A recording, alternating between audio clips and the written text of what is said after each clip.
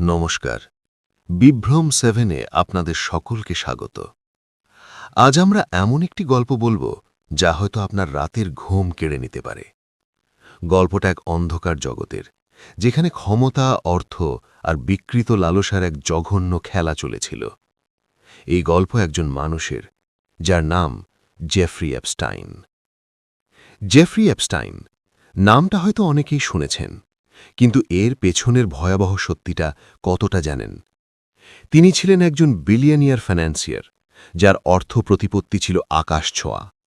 তবে তিনি শুধু একজন ধনী ব্যবসায়ী ছিলেন না, তিনি ছিলেন এক কালো সাম্রাজ্যের সম্রাট।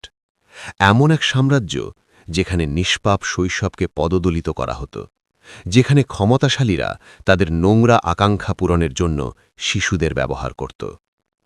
সালটা ৯০-এর দশক। নিউ ইয়র্কের ঝলমলে আলোয় জেফ্রি এপস্টাইন তার সাম্রাজ্য গড়ে তুলছিলেন। কিন্তু তার সাম্রাজ্যের আসল ভিত্তিপ্রস্তর স্থাপিত হয়েছিল ক্যারিবিয়ান সাগরের বুকে তার নিজস্ব দ্বীপ লিটল সেন্ট জেমসে।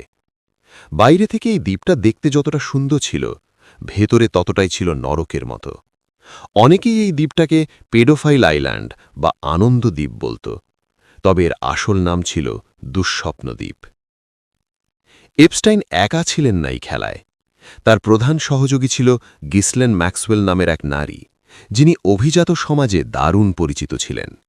ম্যাক্সওয়েলের কাজ ছিল সহজ: গরিব, দুর্বল এবং স্বপ্ন দেখতে আসা মেয়েদের ফাঁদে ফেলা। তাদের মিথ্যা স্বপ্ন দেখানো হতো ভালো চাকরি বা উজ্জ্বল ভবিষ্যতের। আর তারপর সেই স্বপ্নগুলো পরিণত হতো এক দুঃস্বপ্নে। তাদেরকে এপস্টাইনের শিকার হিসেবে উপস্থাপন করা হতো।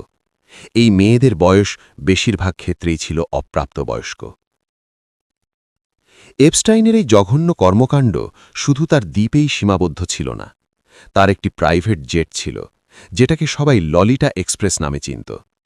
এই জেটে করে এপস্টাইন এবং তার ক্ষমতাশালী বন্ধুরা পৃথিবীর বিভিন্ন প্রান্তে যাতায়াত করত। এই জেটের যাত্রী তালিকায় কে না ছিল? পৃথিবীর সবচেয়ে ধনী ব্যক্তি, বিখ্যাত শিল্পী, এমনকি কিছু দেশের রাষ্ট্রপ্রধান। হ্যাঁ, আপনি ঠিকই শুনেছেন।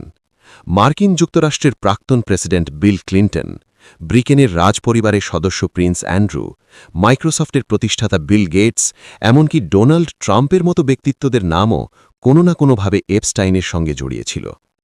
যদিও অনেকেই এই সম্পর্ক অস্বীকার করেছেন বা নিজেদের নির্দোষ দাবি করেছেন, কিন্তু এপস্টাইনের ফাঁস হওয়া নথিপত্র, অর্থাৎ এপস্টাইন ফাইলস, এই প্রশ্নটা বারবার তুলে ধরে।